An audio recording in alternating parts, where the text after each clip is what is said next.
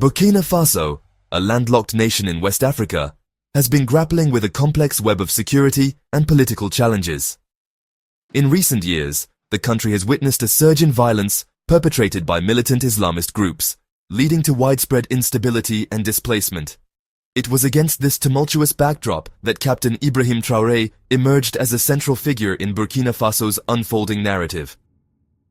In September 2022, Traoré, a young military officer, spearheaded a coup against Lieutenant Colonel Paul-Henri Damiba, who had himself seized power earlier that year. Traoré's ascension to power marked a turning point in Burkina Faso's political landscape. He quickly consolidated his authority and set about implementing a series of sweeping reforms aimed at addressing the country's pressing security concerns. Traoré's leadership style is characterized by a combination of pragmatism and assertiveness. His approach has resonated with many Burkinabé, who are eager for a leader who will stand up for their country's sovereignty and security. Upon assuming power, Captain Traoré wasted no time in implementing a series of ambitious military reforms aimed at bolstering Burkina Faso's defenses against the growing Islamist insurgency. Recognizing the need for a more agile and responsive security apparatus, Traoré prioritized the restructuring of the armed forces, focusing on enhancing their operational capabilities and improving coordination among different units. One of Traoré's key initiatives was the creation of new military units specifically tasked with combating terrorism. These units were equipped with specialized training and weaponry to effectively engage with and neutralize militant groups operating within Burkina Faso's borders.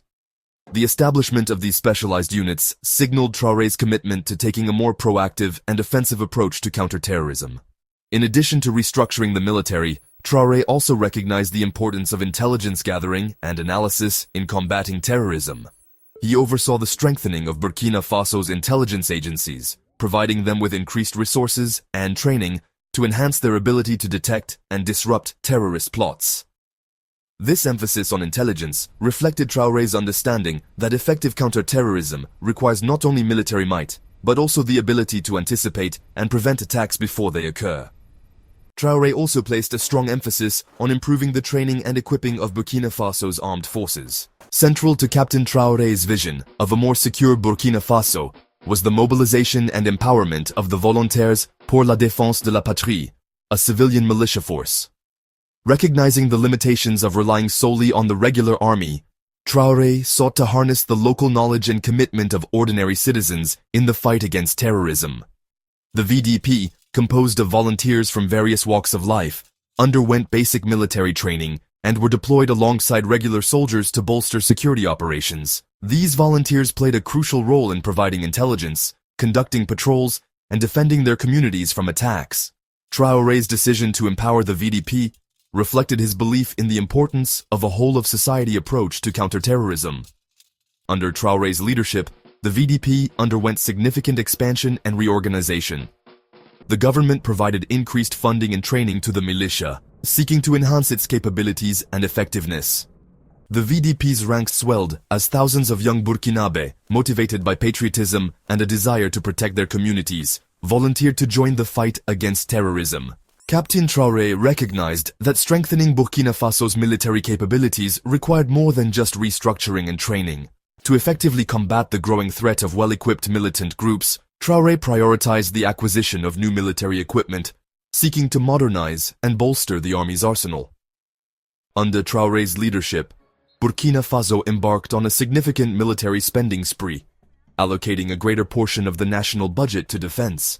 Among the key acquisitions were armored vehicles, essential for protecting troops from IEDs and ambushes, and helicopters, which provided much-needed air support and troop transport capabilities. These acquisitions significantly enhanced the mobility and firepower of Burkina Faso's armed forces, allowing them to respond more effectively to threats and conduct offensive operations against militant groups. Section 5.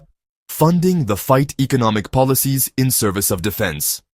Captain Traoré understood that achieving his ambitious goals for Burkina Faso's military required a solid economic foundation.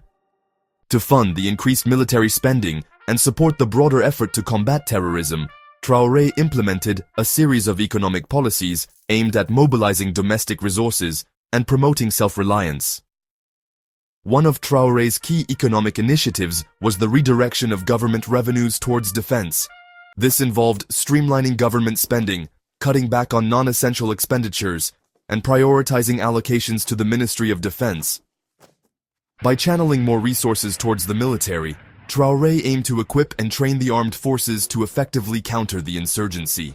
However, Traoré's emphasis on military spending and his decision to reject foreign aid from organizations like the International Monetary Fund drew criticism from some quarters. Section 6. Shifting Alliances, Traoré's Foreign Policy and International Relations. Captain Traoré's assumption of power ushered in a period of significant shifts in Burkina Faso's foreign policy and international relations. Breaking with the policies of previous administrations, Traoré adopted a more assertive and independent stance on the world stage, prioritizing what he perceived as Burkina Faso's national interests above all else. One of the most notable aspects of Traoré's foreign policy was his decision to distance Burkina Faso from France, its former colonial power. Citing France's perceived failure to effectively support Burkina Faso in its fight against terrorism and a desire to chart a more independent course, Traoré demanded the withdrawal of French troops from the country. In a move that sent shockwaves through the international community, Traoré also cultivated closer ties with Russia. Section 7. A nation embattled. The ongoing struggle against terrorism. Despite Captain Traoré's ambitious military reforms and the significant resources dedicated to combating terrorism, Burkina Faso continues to grapple with a persistent and evolving insurgency.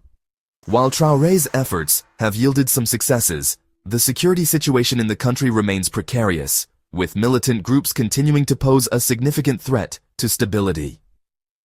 One of the key challenges facing Burkina Faso's security forces is the porous nature of the country's borders. Militant groups operating in neighboring Mali and Niger are able to easily cross into Burkina Faso, using these ungoverned spaces as safe havens and staging grounds for attacks. This cross-border movement of militants highlights the regional dimensions of the insurgency and the need for greater cooperation among affected countries. Further complicating the security situation is the complex and evolving nature of the threat. Militant groups operating in Burkina Faso are not a monolithic entity, but rather a collection of different factions, each with its own motivations, allegiances, and operational methods. Section 9.